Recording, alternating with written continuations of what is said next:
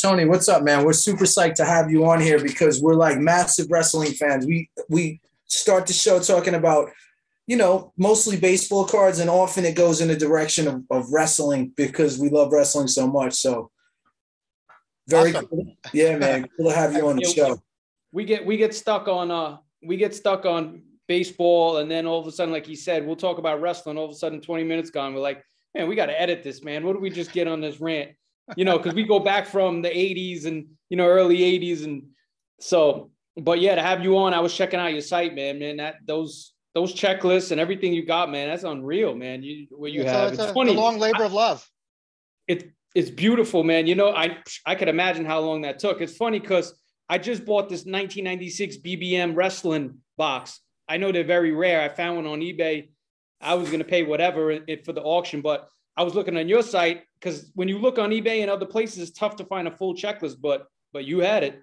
Yeah, it's surprising with the Japanese checklists right now are becoming a popular thing. I've actually finally, after all these years, found a guy who specializes in Japanese wrestling cards. Living in Michigan, but he specializes in Japanese wrestling cards. That is awesome, man. That's awesome. Yeah, it's been a labor of love. So I can give you a little bit of history about the website. Sure. I pretty much, I'm the founder and owner, co-owner of WTC, as we all call it. It started off originally as a website called ComCollect, which was based on my own collection of collecting wrestling cards, Star Wars, Buffy, and Playboy. And it just kind of narrowed itself down into one thing, which was wrestling cards. And then I was looking around to open up the website, and it was shortly after 9/11.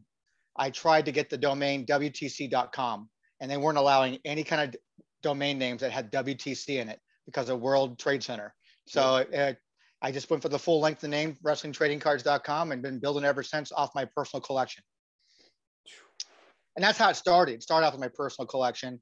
I haven't really collected like I used to since probably 06, 07, but I've been collecting since 86, 85, 86.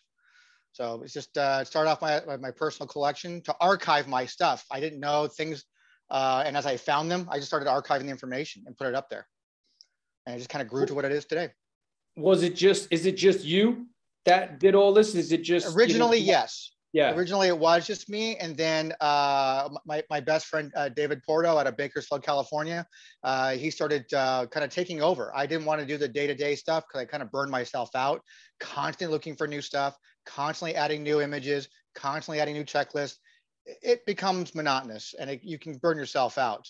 Like I've been taking a break recently of not putting up any checklists, and just today I started putting up a whole slew, well, in draft format anyways. I started doing a whole slew of this Japanese wrestling card game called Bushy, it's called Bushy something. And I just started putting together a bunch. The guy from Michigan supplied them, and I'm happy to add them and keep finding things and adding new images. And I just found a whole bunch of these old, Bruno Sammartino autograph card, all these autograph cards I found. Wow. Found these are from the 1991 Imagine set. So, Dominic DeNucci, got Captain Lou Albano. Killer Kowalski, Ivan Koloff, and Bruno Sammartino.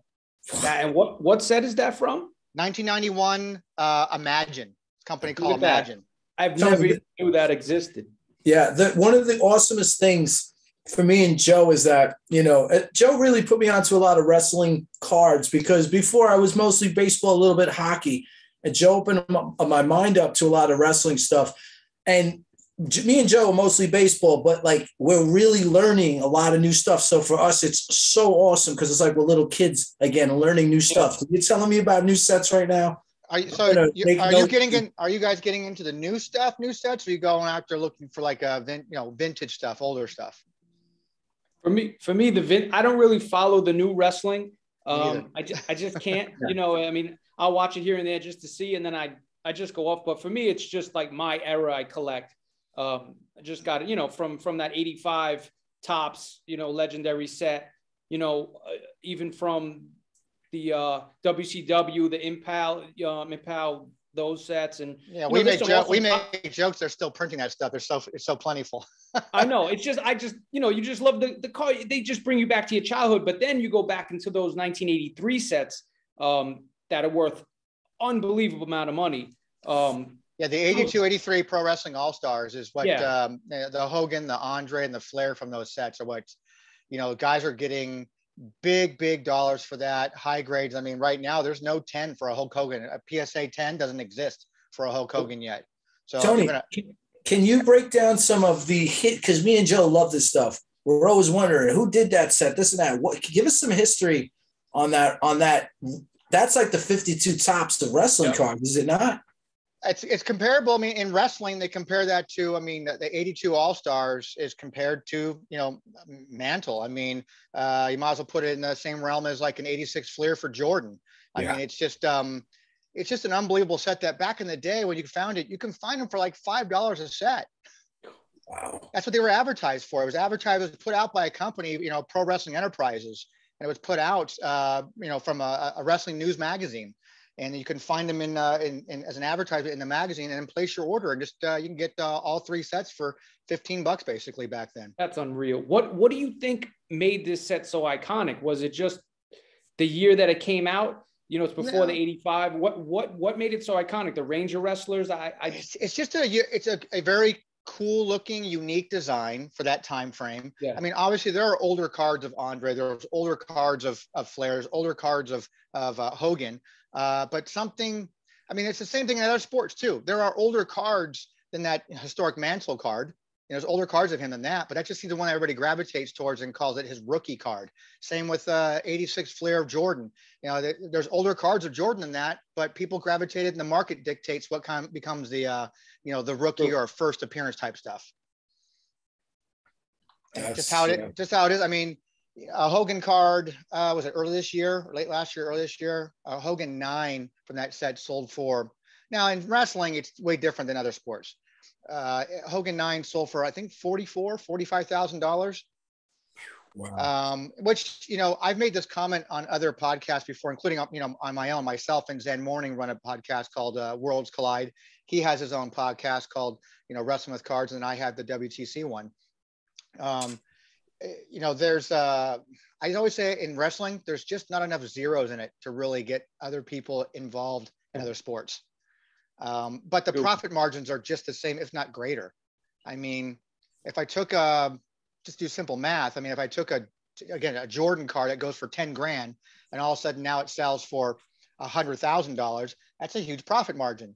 But in the same token, I got a wrestling card that used to sell for $10, now sells for $100. Same profit margin. Yeah, sure. It's true. There's a dude on Twitter, I forgot his name, but he supposedly has the most incredible collection of that year. That's David Peck. David Peck, yeah. Yep. And he was telling me, because when I first saw on Twitter him posting this stuff, I felt like my ears were gonna come. I couldn't even believe it. And he said that he bought a whole set off a gentleman for like $800. Oh yeah, maybe like 15 years ago or something like that. But it was, it was pristine. It was in the wrapper. It was just, so he graded all these cards, and basically they were mostly 9s, 8s, 9s, and a few 10s. But wow, I mean, that's just, what a collection. I mean, I have the foresight back then to actually go and say, you know what, this is a very undervalued card set. I'm going to start investing heavy. I mean, he's a flag bearer for that set. He is the flag bearer that for a lot of time, he took a lot of crap for a lot of years by, hey, wrestling cards. Come on, dude. I mean, really, that's nothing. I mean, come on, it's just sweaty dudes in tights. Come on. Yeah. But here he is having the last laugh, man. I mean, he's got one of the most amazing inventories of that Pro Wrestling All-Stars, and him and Rob England both are just massive guys in this industry for that set. I love it. I love looking. There's so many cards out. There's a lot of cards out there that have low pop, and I look for those because I'm like, I like Joe knows, I like the off-brand cards, the cards that nobody really has. I just, for me to have a card that maybe there's only 6 or 7, even if it's not as worth as much as some other cards, I feel it's more satisfying for me to have that card. But I think wrestling as a whole doesn't matter what the pop level is in wrestling. If you go to PSA or BGS like that and look at the pop reports on anything that has wrestling and compare it to any other sport, it's low no matter what. Even if it's hey, there's 150 PSA 10s of this particular Hacksaw Jim Duggan card. Yeah, but go look at Derek Jeter. How many 10s does he have from the years like that? I bet it's in the thousands. Sure. Look, like this card. This is the Merlin 91. I just got that card back from PSA. Really? Yeah. And it's funny because I was looking on the pops today of this, and there's only 10 in PSA and about 8 in SGC. I mean, for a card that's, you would think, I mean, listen, obviously there's a lot of cards around, but from what I look online, it's tough to find them in decent condition as well. I mean, mine's only an 8, but I mean, I don't normally do this, but give me 1 second. I'm going to show something to you. Yeah. Sorry about that, guys. Oh, no problem. So I went and got that one card done. Actually, I take that back. Yeah. So I got if you looked at the pop reports of that card, PSA, this is now the one and only 110 exists. There he is. Wow. That is unreal. Man, look at that. Those are so, you know how many of those I went through to try to get one that's centered? And then I just took the one that was clean and said, I'll probably get an 8 on this, but at least I know it's sharp. Those are so hard to get centered. As I was saying earlier, like the storage unit. So I had a 10 by 30 storage unit, went to a 10 by 20 to a 10 by 10. Now I'm in a 10 by 5. I used to be in California. I'm now in Arizona. So I finally moved all my inventory over here. But growing up in SoCal, Rob Van Dam used to have a comic book store in Los Angeles that I used to sell him wrestling cards on consignment. And then he and I became friends. I ended up working for him for many years. And then the inventory went away. The store closed, and then I pretty much absorbed and inherited all the inventory from that comic book store. So I just had the storage in it, and over the years, I've gotten rid of stuff over the years. And now I'm doing a 10 by 5, which is packed. But I go through there occasionally, and I just started finding some things in there. And so I even did some Instagram live streams, like, Tony's storage unit finds and stuff like that. And people would like buy things right there off the Instagram live. And a year and a half ago, I went through and I found this stuff. I found a Stone Cold rookie in there. So I sent in. I figured I sent in an AJ Styles rookie. I did an AJ Styles rookie I put in there. So, people talk about the 90 classics, like they love those cards, the 90 classic set. But a lot of people who collect, common collectors, don't realize there's an actually 89 version of that set. Really? So the cards are marked 1989 in the back. And I stumbled across a whole bunch of them stores. Said, you know what? I'm sending this Warrior in. I might as well go and send it in. Bro. Look at that. It's beautiful. I've never even seen that one. Yeah. So it's the same card from the 1990 set, but it's marked 1989 in the back. And then, stuff like the Merlin stuff like we had before, I sent in, Now with the Merlin, am I correct? They have an Italian version and a German version, correct? Italian, German, and an English version. Okay. And you go to the website for a WTC website, you'll see there's a different checklist for each one, only because they're different. As a checklist, you want to make sure like, I have this one and check them all off. So we made a separate checklist for each set. Even though the sets are identical, they're just written in different languages. Got it. What else I had? So the one I was most proud of that I found is the same year as the 82 All-Stars. There's a Japanese card set called the 1982 Cosmos. And I stumbled across a full set in my storage unit. I forgot that I had it. No way. But then I saw it and I go, I remember buying this off of eBay, like in 1999, 2000, I bought it off of eBay. I think I paid like maybe $25 for the whole set. And so I wonder what it's worth. So I went online and checked out Hogan. Said, okay, what does a Hogan go for? So I saw a PSA 6. This was back, I want to say September last year. Sold for $8,600, a PSA 6. Wow. And I go, God, mine's got to be at least a 6. It's got to be a 6. So I sent it in. Now, only 110 exists. And that guy online was asking $100,000 for his card. Wow. And he just recently lowered it to $75,000. Now, is it a blown out of proportion price point? Maybe. But he's very clear in his listing saying, this is like the only one in existence. It's my personal collection. If you want it more than me, here's my price. Yeah, you got to respect it. Just like the guy's got the $500,000 Chris Jericho card up, you got to respect that, $500,000 Chris yes, Jericho. I'll get to that. Yo, that's crazy. So I sent mine in. I waited a year. I got it back. There was only 1 9 that existed. David Peck owns that card. But I'm proud to say that there are now 2 9s that exist. Oh my goodness. Sick, bro. That is unreal. And Sent it in. that, I sent it in with I sent it in with my flare as well. Oh man. Nah. Come on, bro. Oh my goodness, that's unreal. So I've already contacted Golden Auctions about it, and they're interested. And I did my own evaluation on it. You know, it's not as popular, obviously, as the 82, All-Star Hogan. But the pop report on it is way less than the 82 Hogan. These are rare, harder to come by. But, the Mickey Mantle, the Wayne Gretzky, whatever you want to call it, of wrestling is that 82 All-Star set. If one sells for 44,000 on a PS, A9, I got to assume I get at least half of that for this card. Wow. Man, that is now, what is the name of that set again? It's called the 1982 Cosmos. It's out of Japan. They're mini cards. Man. See? So the full set is, I sent the Hogan and the Flair in, and then in my second submission, I sent the rest of the cards in, which is like, I think an Inoki, 2 Tiger Masks, and somebody else. Tiger Mask, dude. That's crazy. The lightweight champion, a lightweight WWF champion of like the 81 to 83, maybe. That's crazy. Yeah, it's an amazing card set. I love them. I think it's such a cool looking card. Matter of fact, you say that about the title. One of the cards is Tiger Mask WWF Junior Heavyweight Championship. That's crazy. The other card of his is called Face Grab. There's a Fujinami. Fujinami is one of the ones from WWF International Heavyweight Championship. There's the Ric Flairs, the Hogan, and Antonio Inoki in that set too.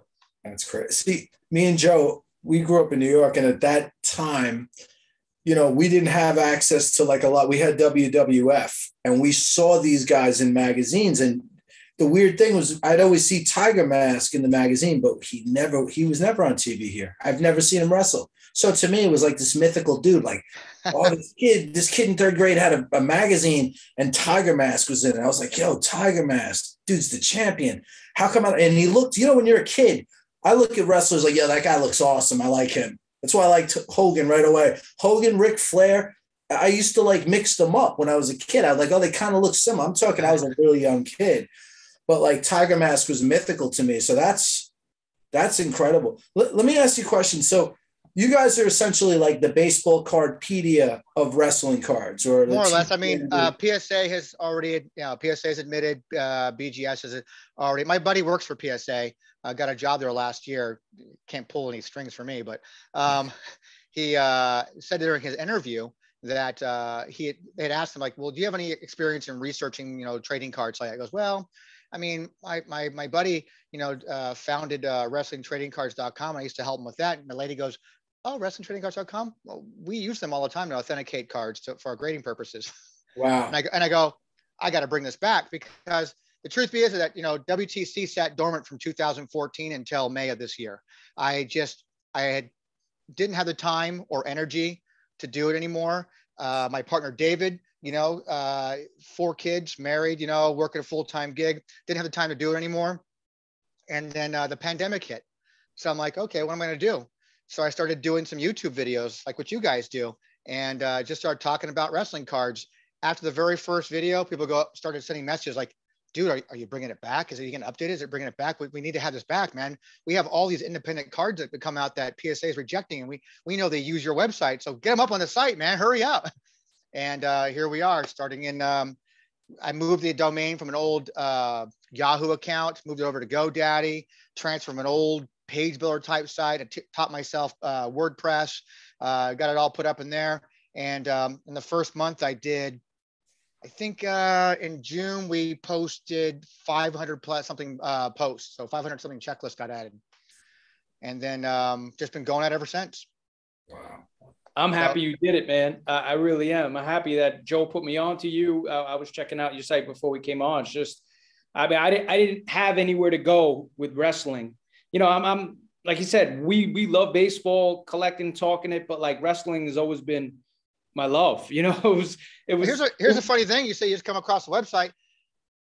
It's kind of weird, because come December 2022, it'll be that website been around for 20 years.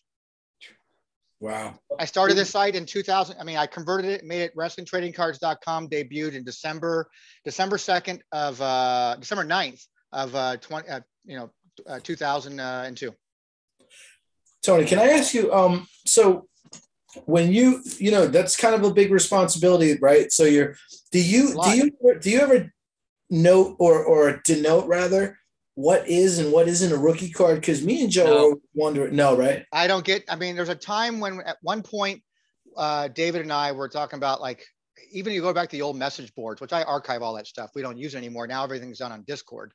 But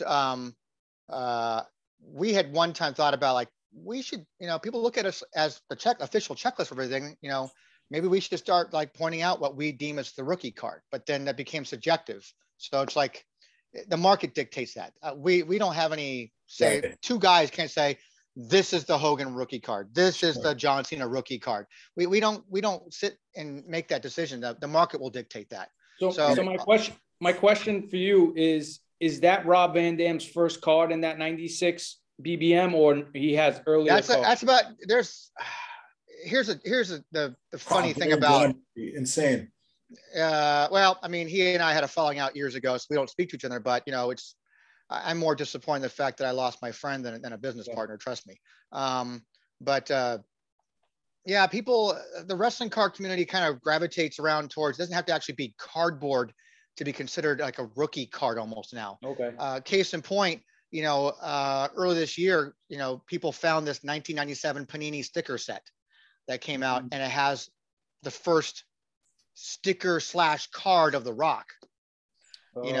Everybody was kind of going towards the 98, Comic Images Superstar set. Then it went to the 97,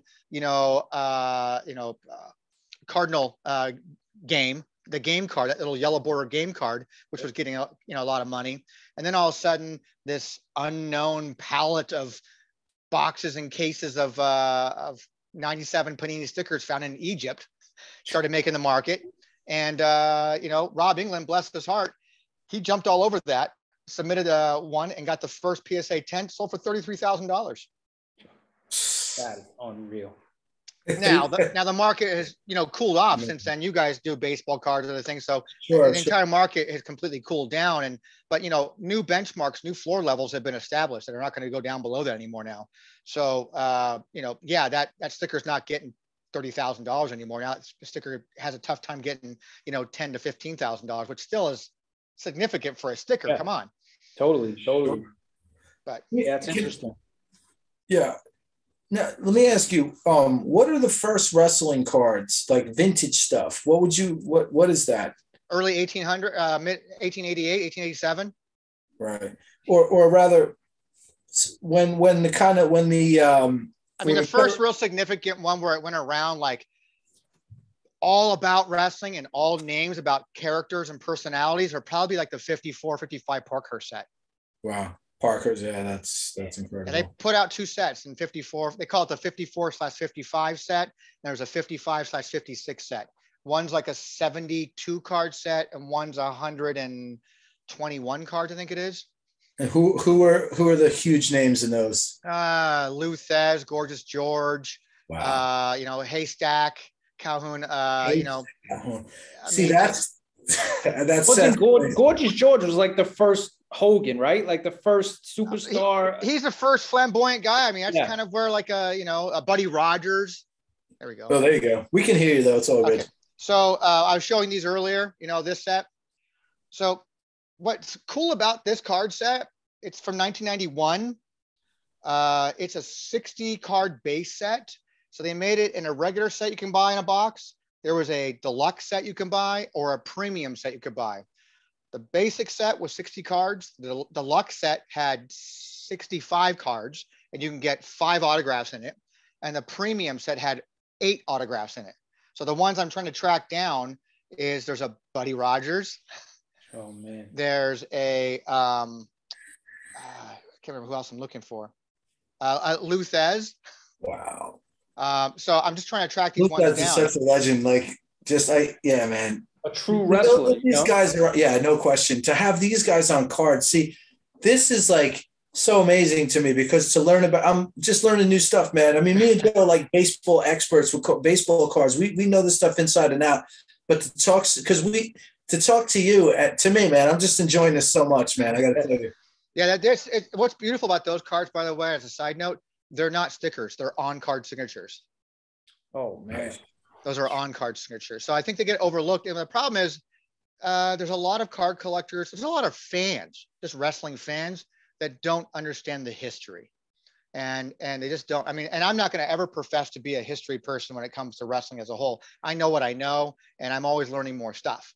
But there's something to be said about these cards and learning the history about these cards and understand where guys like John Cena came from, guys like Roman Reigns came from. Go back. Guys like Stone Cold came from, guys like The Rock came from. Go back. Guys like Hulk Hogan came from, guys like Ric Flair came from. Go back. You know, and you keep going back over the decades, you know. Plus, learning the history, right? You don't have to know the history, you know. And then we talked about this before, me and Joe, you know, growing up in New York and being, you know, Italian Americans. Bruno Sammartino was a hero. You know, he legendary, especially to New York, not just to America, but like in the New York City area and the Italians. I mean, he was a god. You know, he spoke to the fan base, but he spoke to a culture as well. I mean, totally. People they cheered for him and they rooted for him. Like that's our guy, man. That's one of us. You know, he was the hometown hero. You know, and we grew up. I mean, I remember as a kid, you know, seeing Bob Backlund, the champ. You know, and he was the All-American with Arnold Skolin, and then you went from that, you know, and you had the Iron Sheiks, the Hogan, and we watched the transformation of wrestling booming, you know, and that's cool that we witnessed that, because most people grew up and they just came right into Hogan, but they didn't see the transformation of, I remember waking up in the morning, WWF, and, you know, the Wild Samoans and Rocky Johnson and Tony Atlas and Chief Jay Strongbow, like Mr. Fuji throwing salt in your eye. Like that was what I grew up on, but it wasn't what we knew years later, how big WWF would be. Well, because all you had really was magazines. There was no internet, so you can't go online and kind of do your homework and research stuff. Now, I mean, everything is. I've always said this: the internet's made the world smaller, so I can go and see things and do anything I want at any given time via the internet. You know. True. And it'd be nice if, like, we had a gentleman that we used to have on one of our roundtable sessions on our podcast. We call him Chef Carl, who just passed away a month or so ago, and he was getting ready to launch his own YouTube channel just to talk about wrestling cards and then the history about that time frame, because he was a historian. He knew that kind of stuff, and I really wish someone else would pick up that mantle from him and carry on that. He had such a great idea, and I want to see more content out there. I know myself and my partner for Worlds Collide, Zan, we both want to see more content talked about wrestling trading cards, because it just doesn't get the love and respect that it deserves. Nope. You get an entrepreneurial type of guy like a Gary V. He goes on and he talks about, sports cards, collectibles, things like that. And he'll mention the King Kong Bundy card or something like that. And it gets a little bit of a name recognition. It kind of goes, but no one really is carrying of stature is carrying like, hey, dude, you need to, shut the F up, man. Wrestling cards are cool, man. I mean, you got to collect these. I mean, we need to have someone out there walking around with a Pokemon chain, like the Rock around on a chain, walking around. I paid $100,000 for this card. Dude, going to a boxing match with the Hogan 10 on you? Yeah, exactly, man. But I'm nobody. We need a name. We need a name, man. Yeah, that's fresh. You know what card I love that's awesome is that card with Hogan. I think it's like Tyson and Liberace, or Hogan Muhammad Ali. It's a 1986 Monty Gum. It's a small little tiny one. Monty Gum, that's it. It's turned out over the years to become like the classic blunder of all wrestling card sets. It's an unlicensed card set. Is it? That came overseas, came out of, I think, Holland. And it's just it's got like Pakistani type of writing on it, like that. I mean, don't quote me on it. You can go to it's a cool website you can go to, wrestlingtradingcards.com, and find the information out. But it's just full of all kinds of errors and mispronunciation. Naming wrong. Say it's like, this is Muhammad Ali when it's actually Sylvester Stallone, or It's got all kinds of errors. That they got that card, which was such an iconic photo. Sure. Right. But some of them they just lifted them right out of a magazine. They just took the image right out of a magazine. Wow. No, that card goes for big money, but I seen those graded. How did they grade if it wasn't licensed? It's still because maybe it's on our website. I don't know. Wow. We've never actually, and that's another process now that I'm in the process of updating the website and getting more into adding more checklists. I mean, I've had from 2014 through 2021, there's been a lot of cards that's released during that time frame. And I'm not a solo project person anymore now. I actually have a team of people who supply the information for us that are trustworthy, longtime collectors, some of the biggest names of people who have like the biggest collections ever in this business, and can authenticate this stuff and do their homework and then submit stuff to me in the checklist format that I ask for. And then I put on the website and there it is, boom. So one of the first things I wanted to do was go out and start, labeling things as unofficial, or I've termed it, I call it bootleg, which gets this like really bad term that people hate using, but I call them bootleg stuff because what's to prevent you or me, from printing our own stuff? I mean, we have technology that allows us to do that, but so we have to be mindful of that. These card sets exist. So I'm not here to say you shouldn't buy them or not buy them, these bootleg card sets, but they exist. So I archive information and I have to make a notation unofficial, unlicensed. And then it can be up to PSA or Beckett or SGC, whoever wants to say, hey, we are or we aren't going to grade these. What would make something unlicensed? Like no cooperation with the actual like wrestlers? Absolutely. Yeah. So if you have the cooperation, you're good. Basically. Yeah. I mean, I produced my first trading card ever this year. And I've been good. I happen to be nice. I've been good friends with Kevin Nash for 15, 16 years now. So it's he was very happy to, sign cards for me, authorize using his image, which I didn't technically need his authorization for it because I paid an artist to do a rendition of a nice collage. I think I have one here somewhere. Yeah, here we go. It's my first official card. So. Wow, really nice, man. That's beautiful, man. That's very cool. And then Kevin was nice enough to sign some for me and just said, hey, it's a passion project for you. I'd be happy to take care of it. And so I sold those to help raise money to pay for the website services and the special tools we're using. And, because the site doesn't pay for itself. So yeah, true. But, there's a lot of card sets out there now that are just literally just lifting right off of Google Images and taking a classic image of like, Shawn Michaels or, Hogan or something like that and putting it on a piece of cardboard and then selling it. Yeah. That's crazy. And, they're flying under the radar really. And I did a Twitter Spaces episode not too long ago talking about this. And, where do you draw the line? I mean, I'm not here to tell anybody what they can and cannot make. Obviously nobody here is, but the cards get made, whether it's they get stopped from a C&D or not. I still have to archive it. I feel like it's my obligation to have to archive that. Mm-hmm. Very cool. Yeah. When you're saying that somebody needs to carry the torch for wrestling cards, it's kind of odd that no one has. And me and Joe talk about this a lot. You ask a kid, you ask anybody, do you know who Mike Trout is? Yeah, maybe if you're into baseball. Mike Trout's rookie cards, his really super rare ones are worth a ridiculous amount. Someone for 4.1 million, 4.2 million. Right. No, what, 5 million? I think. Something. I don't know how much. I mean, honestly, I just look at that like, wow, this is awesome. Mike Trout's the man. I love Mike Trout, but Mike Trout is not a household name. And I don't know if I showed this card to Joe, but this is not even an art. I don't know if this is even archived. This is one of my favorite cards. I own a lot of PSA. This is one of my favorite cards I own. It's it is PSA DNA Mean Gene, bro. This is one of my absolute favorite things. I don't even know if this set, because I know really not too much about it. But what I want to say is that, and me and Joe talk about this a lot, dude. Mean Gene is a fucking internationally known dude. It's not like, Mike Trout, go to Europe, ask them who Mike Trout is. If I show my cousin in Sicily, this guy, he's going to know who this is. People know.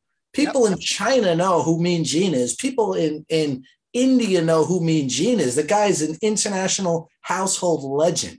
People forget that wrestling is it's a global thing that's everywhere. Global. Yep. So a lot of these guys maybe aren't like Mean Gene being a household name. I don't know if I go a household name, well, not now. But he's world renowned. Yeah. But you go rock around right now, anybody and everybody knows who Hulk Hogan is. Right. That is somebody who's transcended beyond wrestling. Like everybody in the world knows Hulk Hogan is. Everybody knows who The Rock is. Right. There's no bigger star on this planet right now than The Rock. Yeah, he's the highest paid actor. I mean, you can't get any bigger than that. And the guy goes for a possible presidential run in 2024. All of his merch, it's just going to go through the roof. All of it. Win, lose, or indifferent, doesn't matter. I mean, just the fact that if he attempts to run, I mean, his cards are already on the same level on some respects as a Hogan is. I mean, an A2 All-Star Hogan is that's the highest price wrestling card. But then you take a Dwayne Johnson Bumblebee football card sold for $90,000. I mean, that's a perforated card that came out of, from University of Miami. That's right. I mean, people forget that same set has a Ray Lewis, rookie in it. Ray Lewis, right. That's right. But from a wrestling standpoint, I mean, wrestling is globally known. I mean, why is it not more recognized from collectors? And I run a segment on my YouTube channel, collectors from around the world. And then I tried starting one about, wrestling fans who don't collect. And why don't you collect cards, but you collect belts and action figures and T-shirts and now pops and now micro brawlers and whatever else you want to call it. I mean, but why not cards? They're easier to store and they actually hold a value that other stuff doesn't hold the same kind of value. Do you have a favorite set? Me, I'm partial to. I love the Fleer era. So Fleer put out some of my favorite stuff, not so much because the designs were all that great, I think, for the most part, but they put out some interesting stuff because they put out memorabilia cards that had never been seen before, that even today, tops for the next, month and a half having the license, they didn't really capitalize like Fleer did. Fleer put garbage can, piece of the garbage can memorabilia, piece of Kurt Angle's ribbon. What years did this go on? Fleer had 2001 through 2004. So only 3 years. And they put out, we just talked, Zan and I just did an episode on Worlds Collide, talk about the Fleer years. They just put out, in 2001, they had WrestleMania Live, had WrestleMania, and they put out, there's Ultimate Diva Collection, which was the first all Diva release. Which had Kiss cards, the first time they ever had autographed Kiss cards. And they had, All Access, which is a kind of a good set that had a piece of Hurricane's mask, and so only about, I think, 12 pieces exist. That's unreal. A piece of Farouk's knee brace that was so kind of fragile that they couldn't get it in the cards. 6 pieces exist. You're gonna have me digging tonight, man. I'm gonna be up all night searching for this stuff. And they're hard to come by, man. They're so hard to come by. Like I said, a piece of Kurt Angle's gold medal ribbon, a dual swatch of a Hogan shirt and a Kurt Angle milk carton.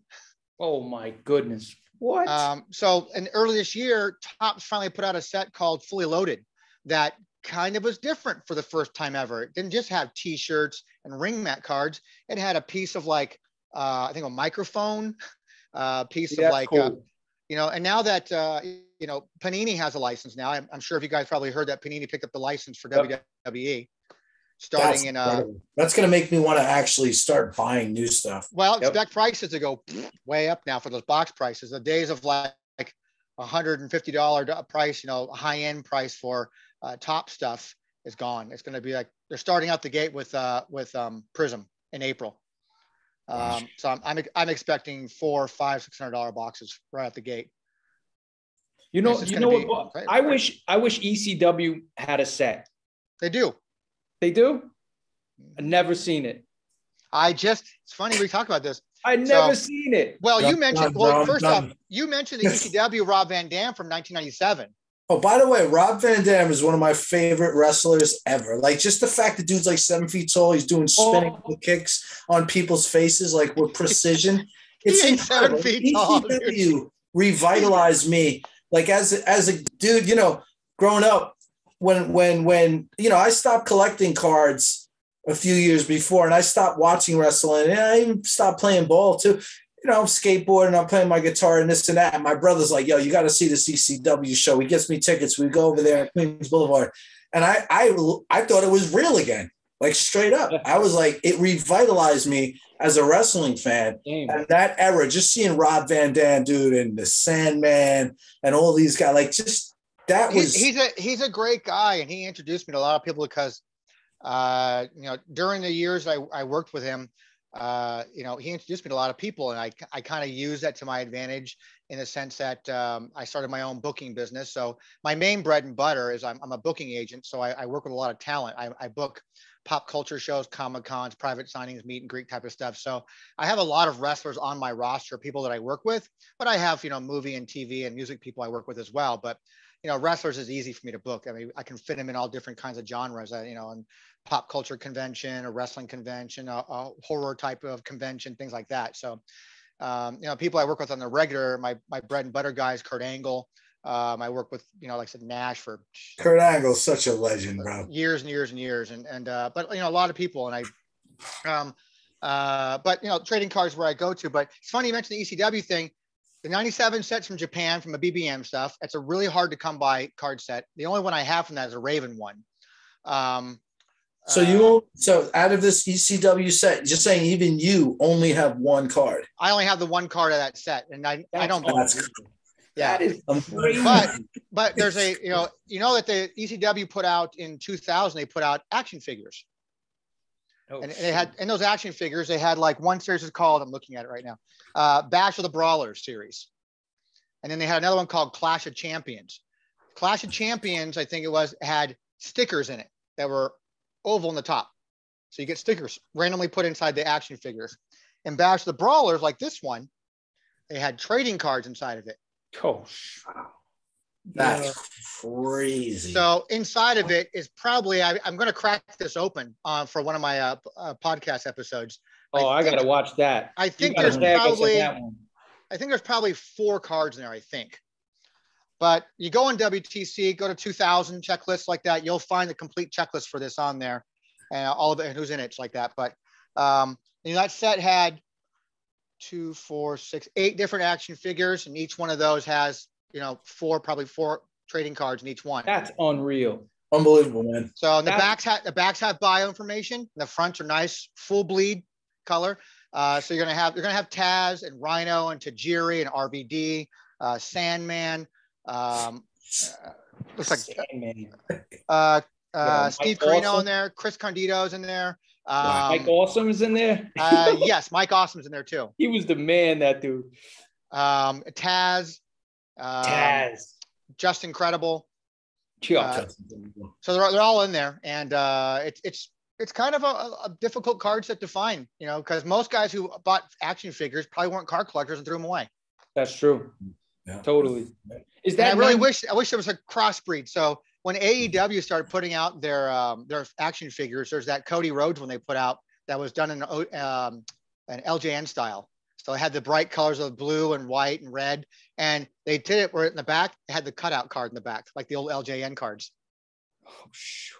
Hey, is that 96 BBM and the 97 BBM? Is there one more rare than the other? They're the same card set. So it's actually not 96. It's actually 1997. Oh, yeah. God. And this came, and I only know this because it came from Tommy Dreamer himself, who one of the guys that we interviewed on our podcast is friends with him, and texted him while we were talking, and he confirmed it was 97. Because there's no actual date on that goes back to those cards. No. It was done during a tour of Japan, and they were only available in VHS tapes at the time. Oh. Tony, let me ask you, Mexico wrestling is so massive.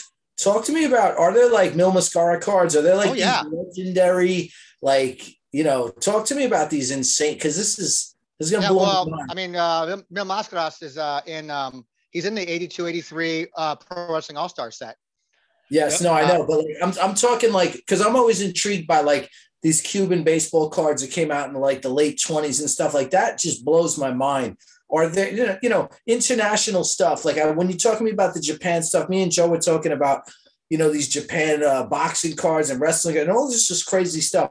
So, were there sets produced in Mexico with the Lucha legends? Yeah, absolutely. I mean, top of my head naming them, I couldn't top of my head, but something more recent. Oh, they're out there. And it's funny is are they on your website? Yeah, well, I mean, what's known, because here's the funny thing about international stuff. here I am today, and sometime during this week and the next 2 weeks, I'm going to be adding probably 50 new checklists we've never even seen or had before, because we just found a whole bunch. There's Paul Nunn runs an amazing website called the Wrestling Card Price Guide, and his is a little different than our site. Is that he gives market values on cards, all ungraded stuff, just raw stuff. And he unearthed probably about 20 new sets that came out of India that we've never seen before. And then this guy's sending me all these card sets from 2012 through 2021, another 30 more Japanese card sets. And he's going through my website now and filling in the holes and all these partial Japanese card sets we have. So we're still finding new card sets all the time. There are a lot of card sets out of Mexico that I know for a fact that we don't have, that we haven't unearthed yet. Someone just sent me a card set that I got to get together from Japan, from Mexico, that was only available in the backs of magazines from there. And so I got to get that stuff put together. Talk about that $500,000 Chris Jericho card. It's from a Mexico set. Wow, dude. It's from 1993. Give us some background on the $500,000 Chris Jericho card. That, to me, that Chris Jericho has that. It's just incredible that someone's asking that much for that. I love Chris Jericho's a legend. But yeah, go ahead. Another gentleman that I get the honor of working with on time to time at conventions. But that card set came out of a set called 1993 CMLL Wrestling Cards. It was made by Topps, but it was only made by Topps International and released in Mexico. And it came out, and it's a 66 card set. It features, it's got Vampiros in that set, Lynx, and then Jericho's in that set. But do you remember his original name when he was in that back then? I don't know. He was Corazon de Leon. Wow. Yo. So just you can easily do a search on Google. Just do a search on eBay and just put 1993 Chris Jericho card, and you'll find the cards. Like one guy's got it listed, and I interviewed him on a podcast as well. And he's like, listen, it's the BGS 9.5. There's none higher than that. Go find it. Go find one. They just don't exist, or they're so hard to come by. And if he gets it, it's the first six-figure wrestling card ever. That's an interesting topic right there. There's never been the highest wrestling card is what was the Hogan.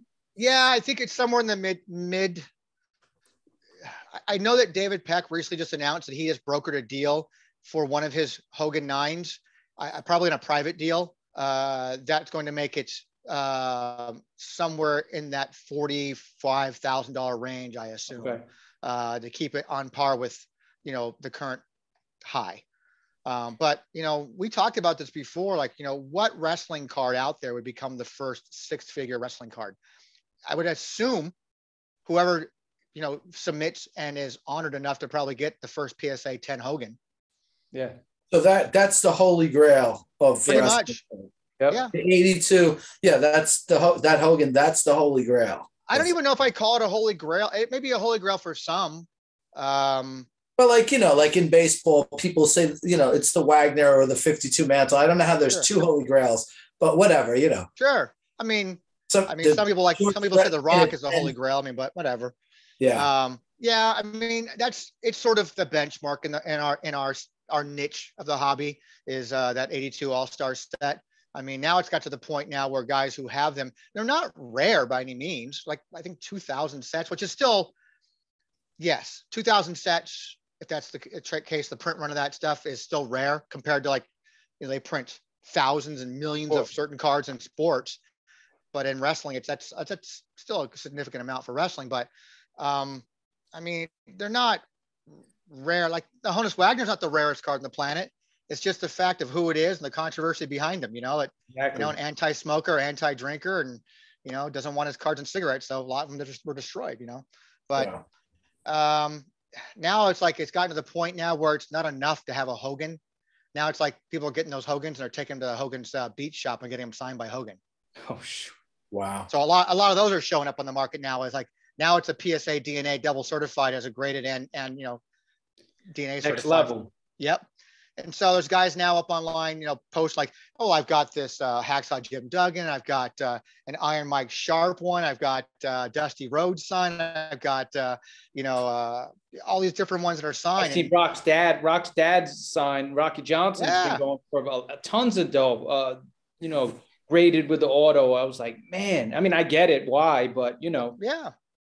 I mean, anything Rock right now, if you can find anything on Rock, I think even Rock prices right now, and trust me, I'm not a financial advisor by any means, but I think all of wrestling, but even the big names that are going for good money right now are still undervalued. I mean, yesterday, a Vince McMahon autograph, new Transcendent, a 1 of 1, just sold for $9,300 something.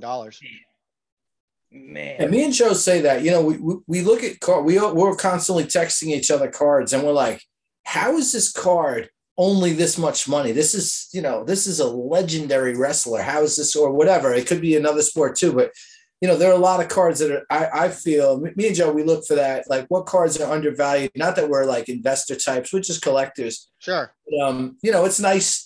It's nice to have things that are valuable. Everybody wants things that are valuable. Nobody wants something that there's a gazillion copies of. So, yeah, I mean, I don't collect anymore per se. For the first time in my life, I'm a player collector. So, one, because he's a friend, and two, he's just an awesome dude. It's Kurt Angle stuff. So I just started collecting Kurt Angle stuff. I'm a collector of information. So that's kind of where I am with WTC stuff, is a collector of information. And this hobby needs to have places to go to gather the information and find it. And that's kind of what I've been doing now for almost 20 years. Price Guide, he's been around for 10 years now. A guy named Husker Have, he's a legendary guy in the wrestling card world, because he's been offering wrestling singles on his website for almost as long as I've had WTC. It's just, we don't get the love and respect, and we want to see more content out there.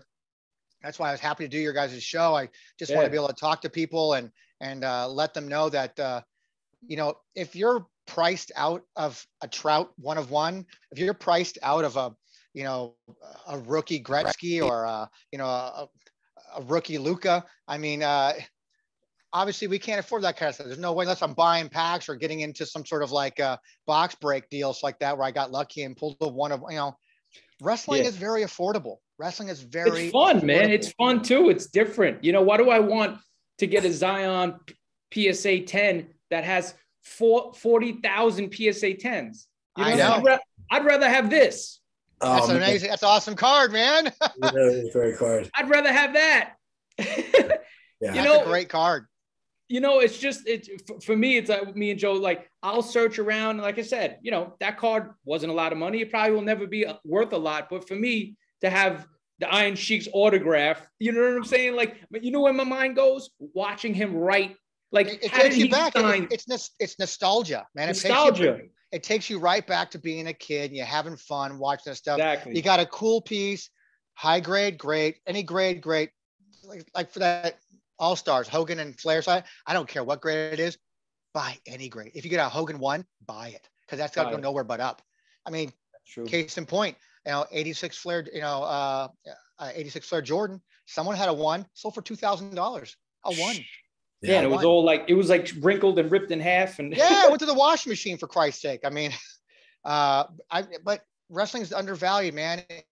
It takes you back to when you were a kid. I mean, that's why I think the popularity now of that of the 2002 WWE Royal Rumble from Flair, that has a strong, one of the best rookie classes ever.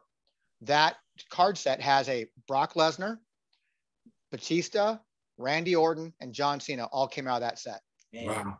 And you're looking at, and that's a hard, I mean, it's very condition sensitive card, because it's kind of embossed almost. It's got a thick card stock, so the edges will kind of chip on you a little bit. So finding a PSA 10, and there's been a few of them out there, but Cena's still getting, a few $1,000s for a PSA 10. Wow. I mean, those are going to go nowhere but up, 10, 15, 20 years from now. I mean, now you got the class of Roman Reigns and Becky Lynch's and Charlotte Flair's and, Alexa Bliss. I mean, those cards are still going decent money right now, and they're going to be even bigger, 5-10 years from now. Who's the modern wrestler that you think is the best wrestler to buy right now? Just, Based on what, though? I honestly will spend. I'll try to find a Captain Lou Albano card and buy that instead. But Alexa Bliss is really carrying. She's really carrying the current market. Alexa Bliss is. I mean, everything of hers carries value. I mean, girls always sell better than the guys. It's a TNA factor, man. It has been that way since Flair put out their first Ultimate Diva collection. Then they put out an Absolute Diva set, and they put out a Divine Diva 2005 set they put out. But it's just chicks have always sold better than the guys. But Roman Reigns starting to get his due. It's starting to see his card value go up.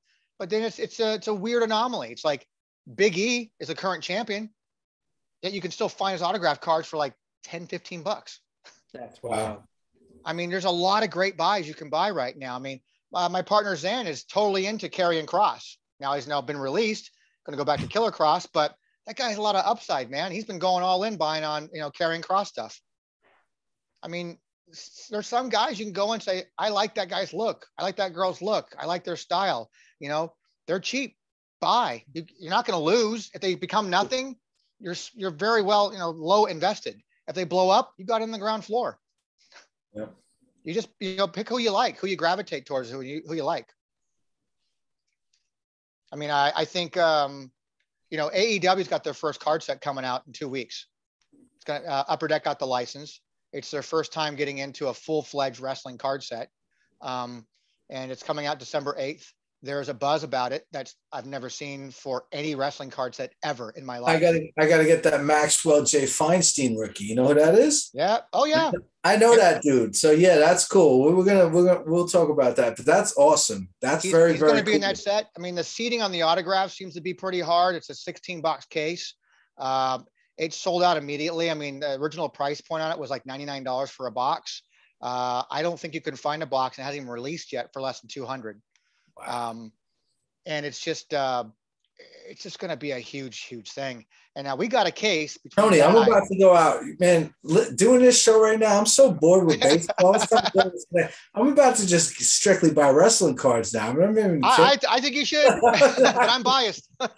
It's fun. And I love to see more people get involved in wrestling cards and collect. And whether you're a fan of the old stuff or you're a fan of current stuff, there's something in it for everybody. Whether you just want to kiss, like, hey, I'm only into the girls, man. I want to buy all the autographed kiss cards, or I only care about memorabilia stuff, or whatever. I mean, some guys only care about parallels, making rainbows. That's all they care about. Yeah. I mean, like I said, I'm into the Darian. I'm into the. I just got this one in today. Wow. Ooh, that's nice. So it's gonna go good with my. My other ones here, it's like that. So I'm just trying to work on the rainbow here and try to finish it off. And that's a crazy auto too, Loomis. It's love. I love his autographs. It's the same on all of them. It's just. Yeah, it's like that is wild. So I just start working on the rainbow here. I got just a regular base set, refractor set, and one level set. Just kind of working on it, and very low. Oh, there we go. Got those two. Sorry, there's two different versions. What? Awesome. So this one's numbered to 199, and this one's numbered to 25. So, just working on it. And I'm having fun for the first time collecting again, because there's such a lot of variety of things. You could be like either a set collector, you can be a player collector. There's no wrong way to collect. As you know, even in baseball, there's no wrong way to collect. I just think there's a lot of, if you're looking for an investment standpoint, there's a lot of potential there. Again, the dollars aren't the same as baseball and basketball and football. Or any other sport for that matter, or F1 right now, for crying out loud. But I mean, your profit margins are just as great, and sometimes can be even greater if you're going to, if you're looking at your ROIs, there's the same, if not better, in wrestling. It really is. And I just wish we had like someone out there, like I said before earlier, a Jay-Z or whoever the hell is out there, just saying, hey, this is my boy Hogan, man, or something. I was watching a video last night called Jim Cornette on the Hogan Lies. just as an aside from what we're talking about, watch that. It is one of the funniest things you'll ever see in your life, where that's Cornette for you. They present just like all these things that Hogan said, like 20 things that Hogan said that are just incredible. Like if he actually did say these things, I just think it's so hilarious. Like his pathological lie levels are amazing. Here's something you bring up a really interesting point here, though. Here's a difference about wrestling and other sports, by the way. For the most part, there's always an exception to the rule. You know, a broken clock is right twice a day. A lot of guys, you remember at that Dark Side of the Ring episodes came out recently. Yeah, I've seen a bunch of them. Yeah. So they had that one called the Flight from Hell, the Nightmare Flight from Hell, whatever it's called, right? And it painted Ric Flair in a very bad light.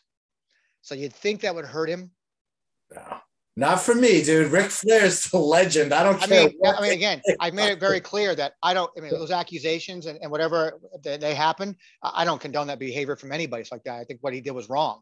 But from a collector standpoint, it's like that. Has it hurt his collectability in the market? Not at all. When Hogan got in all that trouble, even got removed from the Hall of Fame and stuff like that from WWE for all his comments like that, hasn't hurt his credibility one bit in the collectible market. Nope. These are guys who are like, I equate it to being part of the mob. These guys are made men. So it's just, that's why we buy Barry Bonds rookies, man. We don't care. These dudes got it done. You don't care. But then you take a guy like, Velveteen Dream, who's like this character that was on the up and up, in WWE, who had this character that people were like really gravitating towards, I guess. Then he got involved in some accusations, and I can't even get rid of. I got a number to 5 card of his that I can't even get rid of for $1. Wow. Nobody wants my Jim Leyritz rookies. I mean, nobody wants a Ryan Leaf. Come on. Exactly, right? Nobody does. Exactly. That's incredible, man. Who wants a Tim Couch? Nobody does. Tim Couch. Wow. I'm really pulling him out of there now. You're pulling it out. Tim Couch and Ryan Leaf. Oof. Yeah, I mean, so like, are there Benoit cards that are crazy? Oh, yeah. Yeah, right. I mean, his stuff. Obviously, like someone, I mean, controversial stuff. Yeah, I mean, you take 2 different guys like an Eddie Guerrero and a Benoit. Eddie Guerrero is just always going to be regarded as a legend. Obviously he was the man. I mean, he was great, and his value has still been kept pretty high after his death. Benoit, his stuff, as like most celebrities, people who start to try to capitalize on people's autograph, people dying in their autographs like that. There's usually a 72-hour window when someone dies, their value peaks up and then it plateaus and kind of stays there, and it doesn't really go anymore. Michael Jackson, it's like that. When he died, same thing, peaked, plateaued, kind of stayed there. But Benoit still held some pretty decent value. He plateaued, but nowhere not like an Eddie Guerrero or others who didn't get the respect, like China. She doesn't get the respect, for her. China was a legend, man. Yeah. I could the honor of calling her a friend. I worked with her many times before. It's like that, and it was kind of a big loss for me too. But I don't think she gets the respect across the board. Being an inducted as a solo inductee in the Hall of Fame would be nice, but also card value, she doesn't get the respect. But I can say that about almost anybody in wrestling. Almost anybody in wrestling doesn't get the respect. I don't think a Rick Rude card gets respect. Mr. Perfect cards don't get respect.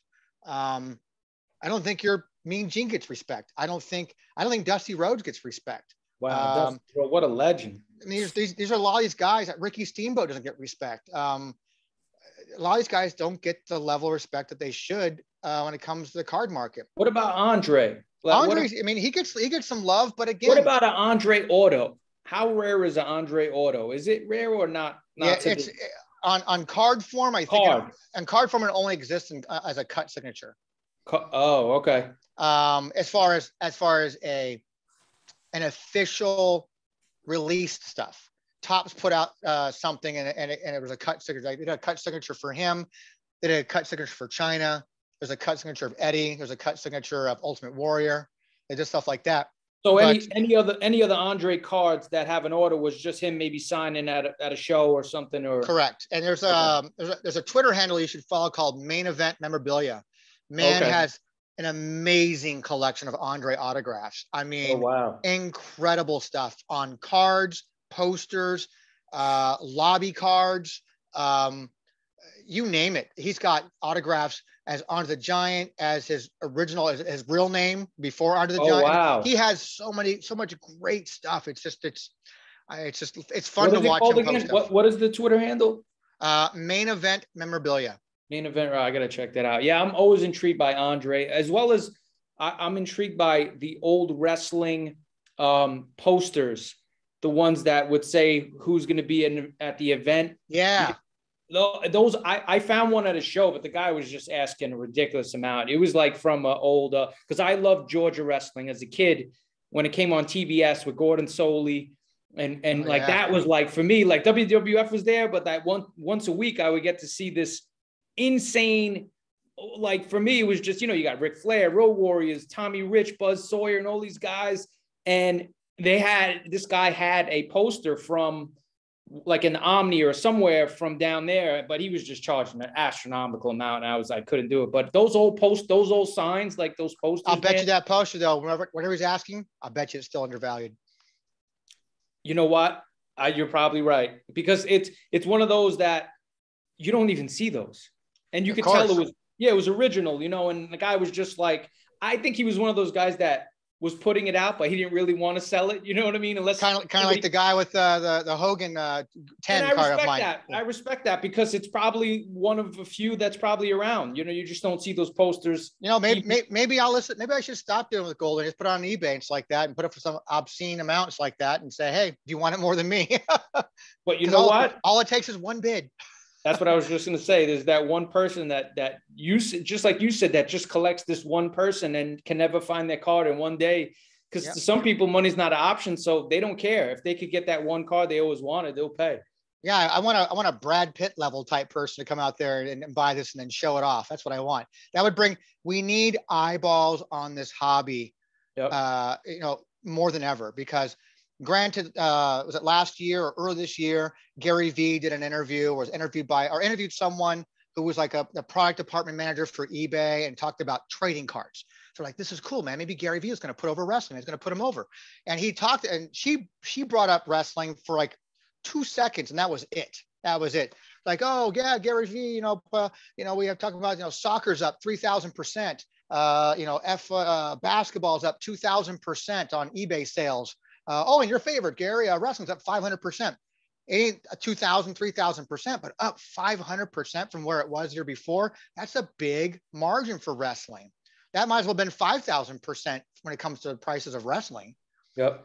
I mean, it's just, it's all about perception. It's all about the numbers and just kind of doing simple math. And there's just if you're in it for the investment purposes, there's money to be made in wrestling cards. There's deals to be had. And if you're willing to go ahead and put the time and effort to get those cards, you can make some good money, whether it be short-term or long-term. I mean, I've got a bunch of other stuff. I'm going to be moving here pretty soon. I got a stack of singles, raw cards here, another. Yeah. Show us some crazy shit, man. I mean, I don't know how long you want. We could go on for all night. Believe me and Joe will sit here all night, but show us what you got, man. Here's a pre-owned from 98 Comic Images Rock. Oh, wow. 1988 Wonderama NWA set. Yo, that is unreal. Wow. There's the back. What? That card. From the same set. From the same set, Dr. Death, Steve Williams. Yeah, man. Come on. There was the header. There's a header card for that set. That's in my watch list on eBay right now. Is it? Yeah, it is. That's funny. When we get off the air, send me a message like that. Give me your address. I'll send you one. I got about 40 of these. Oh man, that's awesome, man. This is the 22 karat gold version of it. This is the 1994 action pack card set.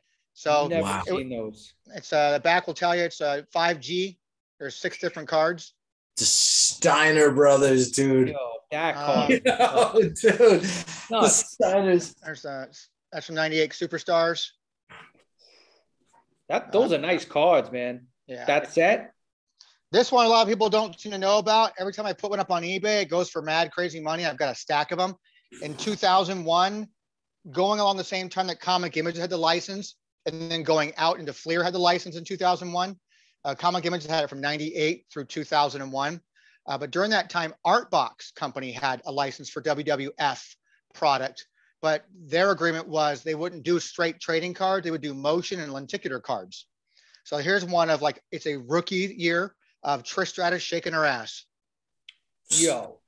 Yeah, I'm done, bro. That's it. How did you? That is unreal. Yo, come on, nobody has that card. There's no way somebody has that. So then, from the same set, another full motion of The Rock. Oh man. Is that card? Is that a rare card or? I'm gonna find out. It's gonna be the first time I've listed it. Oh wow. You know, newer product from the 2021 Chrome. You know, numbered parallels. I'm gonna put some of those up. Big E numbered to 150. Nia Jax, who just got released, and I reached out to her for representation, so I'm waiting to hear back from her. She's a legend, dude. Nia Jax is no joke, man. Yo, those chromes are nice. Honestly, for the newer cards. Telling you, Topps is going out with a bang, man. They did some nice stuff in their last couple of releases here that are just on-card signatures, which is great. No stickers, beautiful imaging, great level of parallels, just some great stuff. Great stuff. In the 90s, WWF had licensing with Coliseum Video. So if you were a kid, you want to watch some old stuff. Coliseum Video. Coliseum Video. Here's a full set of all the Coliseum Video WrestleMania ones. Dude, I'm done. That you got when you went to rent videos at your video store. Bro, that's like, see, this is the stuff I need to. That stuff right there is just Coliseum Video was the most legendary. Like any of the great wrestling productions that WWF did in the 80s was put out on Coliseum Video, and it is so good. If you guys have the network, there's a lot of Coliseum Video stuff on there. That's great. I have. They put out a lot of trading cards. Wow, dude. Over the years, they put out a lot of different trading cards. They put like little sticker motion cards, or like a special 5-card set to Bret Hart. There was those cards. There was a Diva set, like I had Sunny, Marlena, and I can't remember who else it was on there. I can't remember who else was on there. And then they have all kinds, like I said, then they had doors, doorknob, like do not disturb door signs. They have minute posters. They have postcards. I have all that crap laying around in storage, all that kind of crap. A very popular set that people seem to want to keep shoving down collectors' throats. I'm not a fan of the set, but the classic set that came out, Yep. Oh, so those are nice cards. So this is the one, like this set is from 1990. The same exact card has a 1989 date on it. That's weird, man. Wow. So another fun fact that they're made by a company called Classic, but the 1989 version doesn't say it's made by Classic. It says made by a company called Good Times Inc. And it's, again, always learning new things. So just because I run a website that archives the information, no one's ever said it to me, but my perception is always thinking that, if you run a website, you must know everything about wrestling cards. And not true. I used to work with John Schneider for years, but I never watched that episode of Dukes of Hazzard in my life. It's just archiving information. I don't have to retain it all. It's there on the website. I can always refer to it. But I didn't know that was that case all this time, all these years, for almost 20 years. Didn't know that until I was moving the site over to the new place. And I happened to have one on my desk, and I was just verifying that it did indeed have a date on it. 39, I go, Good Times. What the hell? I never knew that. Something new all this time. Didn't even know it. With that. Wow. From the Finest set that came out this year, the Stone Cold die cut. That's a dope card.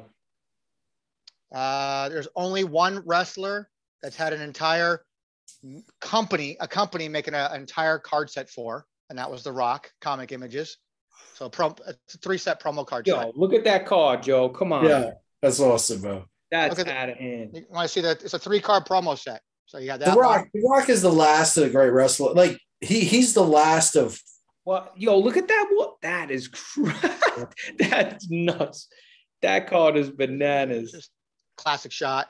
if you put those 3 cards on eBay right now, I mean, come on.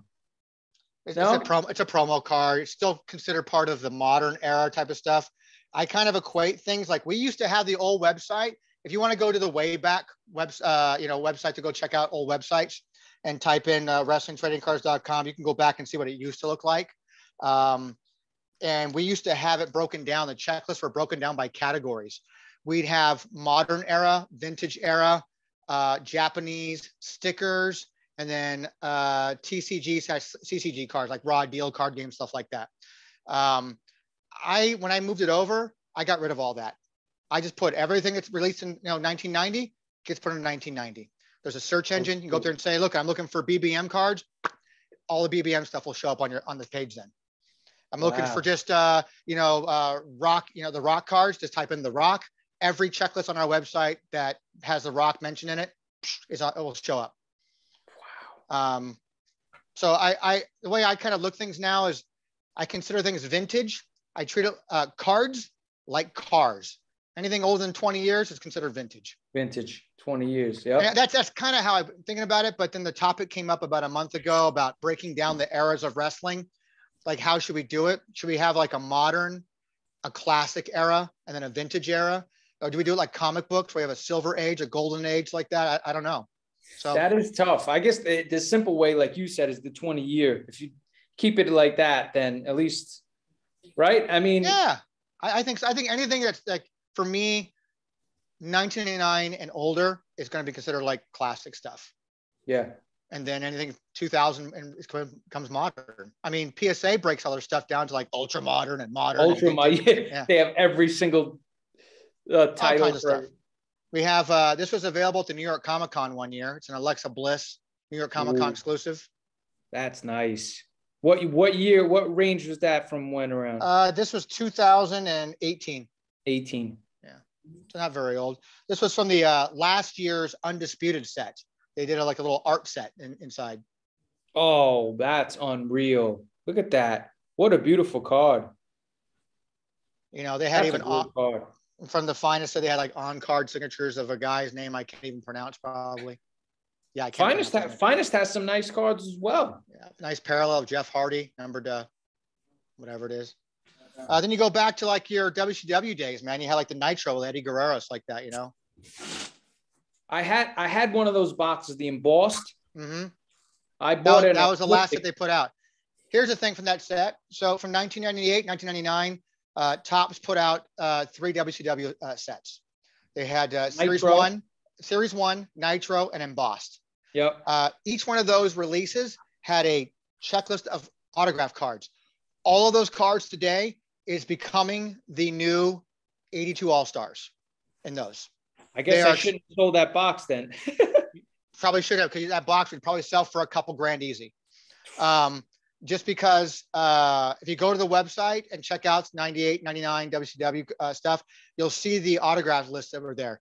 It was literally, you have Hogan, Hall, Steiner, Nash, Hart, right?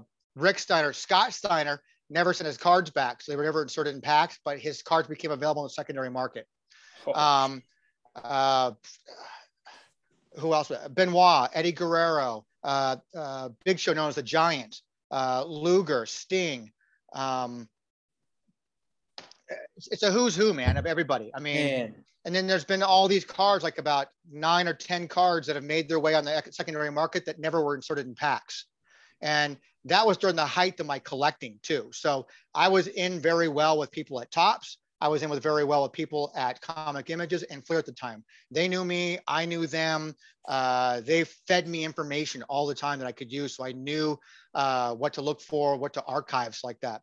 So finding these aftermarket stuff, the Rey Mysterio cards, Rey Mysterio had autograph cards back then from WCW that were never put in packs. And I only knew that because I met him at a trade show I used to set up as a vendor in Southern California when he was between jobs, between WCW and WWE. He had the entire box that Topps had sent him sitting there, the whole brick. And his manager at the time and I worked at a deal. I released 45 of those to the public at the time, and nobody's been able to find any cents.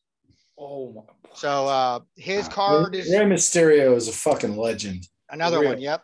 He was That's like a ridiculous. legendary. Like there are people that's the number one. Like Rey Mysterio, dude. Wow.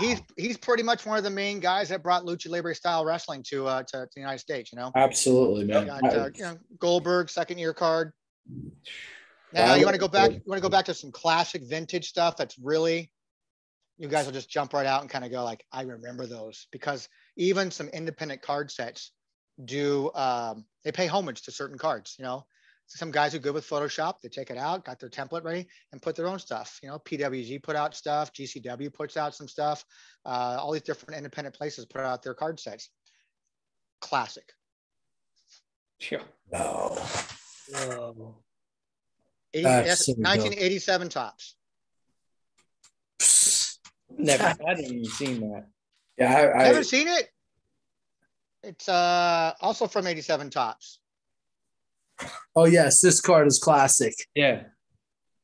What a classic card. Yeah, that's. I have the one when he's holding her up. I think that's 90 or 91. That was, well, it depends on which image you're talking about. If it's done by Tops, the one he's holding her up is Tops put classic? out stuff.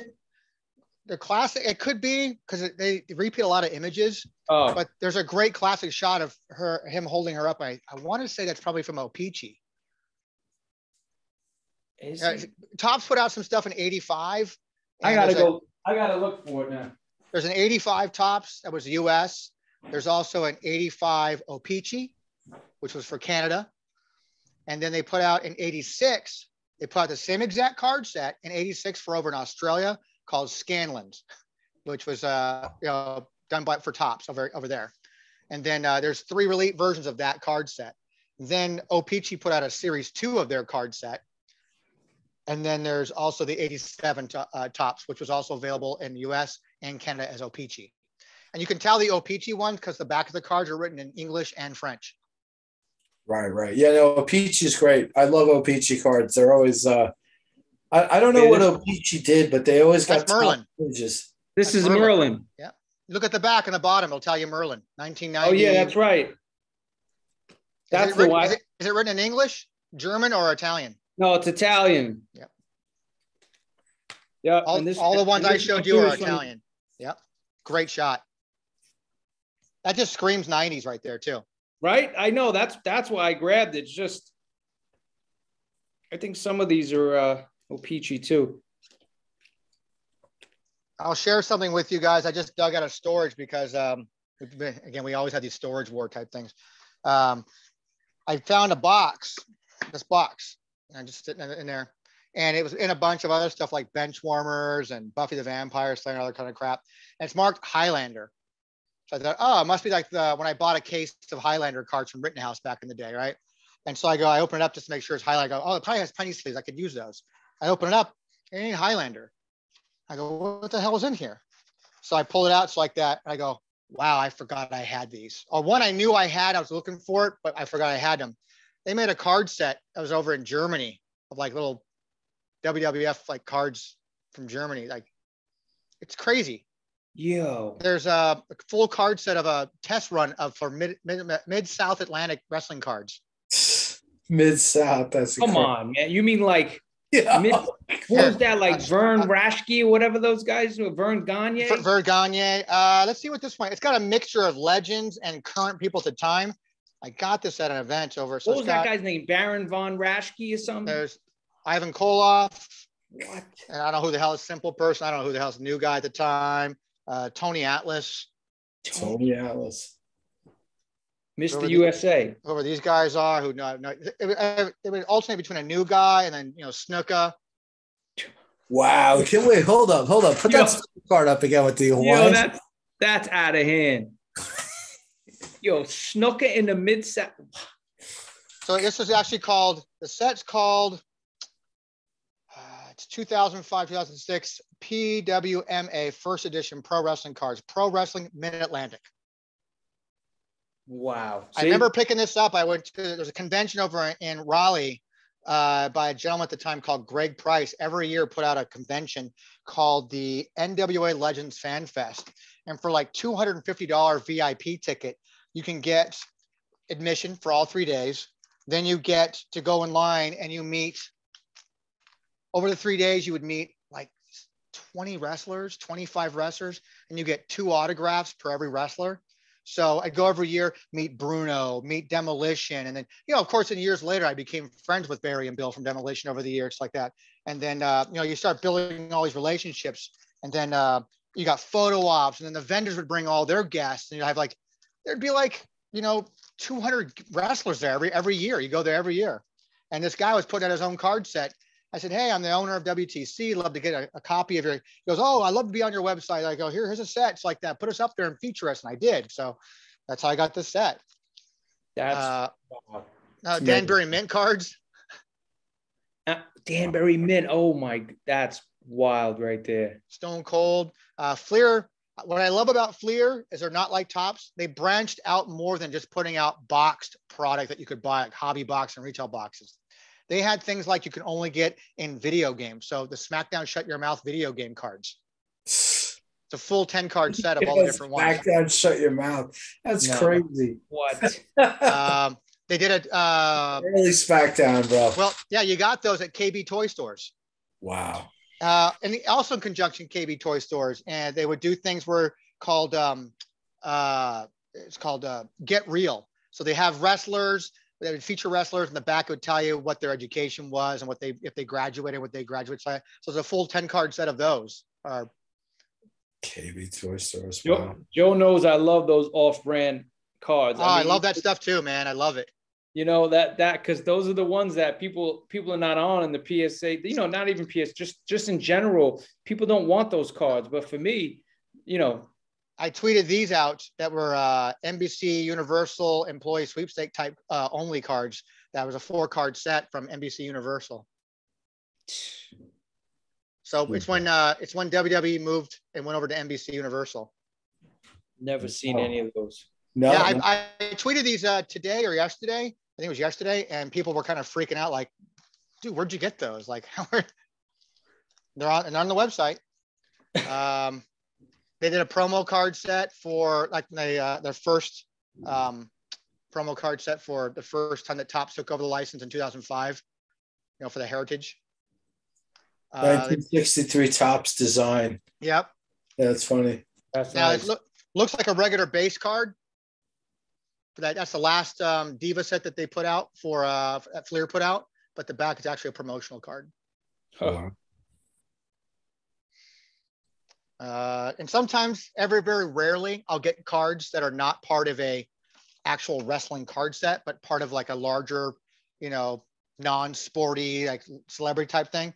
So I picked up a couple of the Hogan, Allen, Ginter, and that's nice. Ginter, Hogan's. What else did I have here? I had something else here. I can't remember what it was now. That might have been it on those ones. Oh, so here's the hard one I picked up. Well, no, I got these two. Little stickers from called the Tag Team set from 1987. Little tiny sticker set. Man. Who is that? Honky Tonk Man. Rare? Honky Tonk Man. Oh, the Honky Tonk Man. Are those pretty rare? I mean, they're not overly rare, but they, again, don't get the value they deserve. You don't find them very often, but they just don't get the value they deserve. And these were inserted in like potato chip bags and stuff like that. Oh, that's. I found a stack of these. So again, speaking of Honky Tonk Man in the front. What? Bio on the back is Macho King Randy Savage. Oh shoot! Were they all made like that, or did they ever? Just this stack that I have here is all like that. That's nuts. Actually, this was the first one for Heritage promo card. Cena promo card. That's a nice card, man. A header card for the promo for 85 Topps. Oh my goodness, that has to be rare, no? For a rack pack, yeah, it's got to be pretty difficult. What? Yeah, see stuff like that. Show Joe that one again. Look at that. 85 Topps rack pack. It's a header card for a rack, like a blister pack. Well, you'll never really see that. I mean, two promo cards from WWE Insider from 2007. Speaking of your set that you were talking about from that embossed, here was a gorgeous George the Girl from that time. Oh, shoot. Wow. And it was a promo card. When I interviewed the guy, his name was Jeff Zapata, who worked on this project back then. He said he was really surprised by what they were allowed to get away with using the embossed feature. I bet. So she is definitely anatomically correct. Yes, yes, for sure. Seldom talked about 1995. Panini, it's not Panini's first time getting involved in wrestling cards. So this is a 1995 Panini Shawn Michaels card. Yo, look at that one, man. Heartbreak Kid. Yeah, what a legend. That is awesome. Now, I posted this on Twitter the other day. I could go on for guys. So anytime you want to stop, I can go on. I posted on Twitter the other day. There's a promo card set that Comic Images put out. It was a set they had advertised to put out that never existed. My contact at the time was named Ron Ferrari. He was the editor for all the WWE products that they put out. Well, actually, for all their entertainment stuff they put out, that's all I ever did was they did, you know, Jennifer Janesco art cards, Olivia art cards. They put out Conan cards, things like that. And they had the WWF license, and they put out Superstars, No Mercy, Rock Solid, SmackDown, both the chromium version, non-chromium version. And they had planned putting out a Diva set before they lost the license. And the only advertisement they ever had was in the back of the WWF Raw Deal card game rule book. So in the back of the rule book, it would have like Rock Solid set they advertised, which they released, and then a set that was going to be called World Wrestling, just the Divas of World Wrestling Federation. Well, they never released a card set. When I had heard about this, I contacted Ron. I said, "Yeah, it's me again. It's my weekly call to you." He says, "Yeah, we made like maybe 7 or 8 sets. We actually printed out before we realized, oh, stop, let's not do this anymore. We're not going to make this set." And so from my understanding, there's less than 10 sets that exist in the world. And I've seen, very rarely, I've seen like a China card or maybe a Terry Reynolds card, but I've never seen a full complete 8 card set. Wow. So this is a card set that never got released. That's incredible. So when he said, he's like, "I'm not going to send you images. Let me," like, Comic Image at the time says, "Listen, we archive at least one card of everything we've ever made. Let me scan these cards and I'll send you the one we have in our inventory because you're the big fan." So like, you know, that would have been one of Trisha's first cards. Remember Tori? Tori. Not Tori Wilson, but Tori. Yeah. Mm-hmm. You had, you know, Terry Reynolds in that set. And everyone's different. So, you know, no one's ever seen these cards. That's like, I posted them on Twitter a couple of days ago, and it was blowing people's fucking minds. my mind with that shit right now. The cat, remember the cat? It was Jerry the King Lawler's girlfriend for a while too. She was the one that she exposed herself on a pay-per-view. Jerry Lawler, what a legend, dude. Jacqueline. Jacqueline. Ivory. Yeah, you're bringing me back right now. Yeah. Deborah, briefly Stone Cold wife. Oh, and then of course China. You know, I was in the card number 1. Wow, that's crazy. So I posted them all up on Twitter. It's like that, and I was just like, you know, you get the David Pecks of the world, and the I told you that Main Event Collectibles guy, it's like that, and then Rob England. They have incredible things. So I thought, I'm going to show something off that no one's really probably ever seen before. And I showed all 8 cards, and people were just like, I have never seen that before. Didn't even know it existed. And I'm just like, I knew I had it, didn't know where it was. And I just happened to stumble upon it a couple of days ago. That's amazing when you just look through stuff and randomly find some. They make jokes like Zan makes jokes about me all the time on social media, saying like, going to go through Tony's, storage units like that. Stay tuned. And I said one night he monitored it and kept track of sales. And I went through and I found like 4 boxes of WCW Impel. I found that, speaking of that card, I found an actual promotional sell sheet, 5x7 sell sheet in absolutely pristine condition. That on one side had the 85 Tops advertisement, on the flip side it had 85 GPK, Garbage Pail Kids. That's crazy. And somebody bought it for $100. Really? Yeah. So then we were off air, and Zan says, So you're going to be okay selling that, right? I know that you've had it for a long time. I go, I have another one. Makes everything better. Yeah. And I go, plus I also have the full 8x10 version of it too. Oh my goodness. So yeah, you stumble across things in storage sometimes, and you're like, I get, and I also get easily overwhelmed by the inventory that I have. Over the years, I've had my stuff. I merged RVD stuff. I used to run RVD's eBay store. I would go over to his house, spend weekends, collect things over there. He'd sign a bunch of stuff. I'd take it with me. I put it in the eBay store, and I put it in my warehouse, I call my warehouse, my storage unit. All these big metal racks, and have all his stuff on one side, my stuff on the other ones. And I had 55,000 plus comic books and long boxes that were from the store. You know, I just, it just became a lot. And so I developed this condition, whatever you want to call it, where I get easily overwhelmed being around a lot of the inventory, thinking I want to move this. I'm going to sell this. I'm going to sell this. I'm going to sell this. I'm not going to sell anything. I don't want to do anything. I don't want to deal. Well, listen, bro, I could go on forever. Yeah. I don't want to hold you up forever, but I just want to thank you big time. Thanks, you just fucking blew my mind. I know you blew Joe's mind too. And thank you for coming on. Me and Joe, we talk about, this stuff all the time. And anytime you want to talk wrestling cards, I'd be happy to come back on and talk wrestling cards.